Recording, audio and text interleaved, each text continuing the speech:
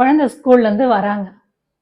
அம்மா இன்னைக்கு என்ன நடந்துச்சு தெரியுமா, அப்பா இன்னைக்கு என்ன நடந்துச்சு தெரியுமா அப்படின்னு ஒரு ரியாக்ஷன் கொடுக்குறாங்க.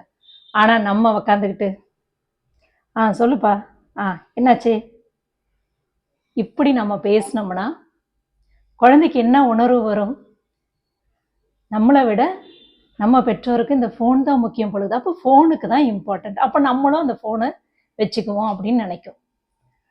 அது இல்லாமல் குழந்தை ஸ்கூல்லேருந்து வரும்போதே நம்ம அதை ஆட்டோலேருந்து இறங்கி குழந்தை ஓடி வரும்போது, ஐயோ தங்கம் இன்னைக்கு ஓடி வாப்பா செல்லம், இன்னைக்கு என்ன நடந்துச்சு, நீ யார் கூட உட்காந்து லஞ்சு சாப்பிட்ட, உன் ஃப்ரெண்டோட லஞ்ச் என்ன, உங்கள் டீச்சர் இன்னைக்கு என்ன சொன்னாங்க, இன்னும் என்ன மாதிரி உன்னோட கான்வர்சேஷன்லாம் இருந்துச்சு உன் ஃப்ரெண்ட்ஸ் கூட, இந்த மாதிரி ஏதாவது ஒரு கேள்விகள் எழுப்பி இல்லை குழந்தை சொல்கிறத நம்ம அவங்க கண்ணை பார்த்து ஒரு கட்டி பிடிச்சிக்கிட்டு குழந்தைங்களோட நம்ம பேசும்போது இன்னும் குழந்தைங்களுக்கு நம்மளோட எல்லாத்தையும் வந்து ஷேர் பண்ணணும் அப்படின்ற ஒரு உணர்வு வரும்.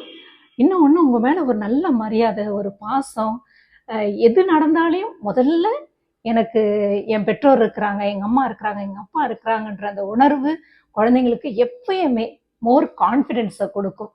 அவங்களும் இன்னும் நல்ல நாலேஜபிள் குழந்தைங்களா, ஒரு கான்ஃபிடென்ட்டான ஒரு குழந்தைங்களா வளர்கிறதுக்கு எதுவாக இருக்கும்.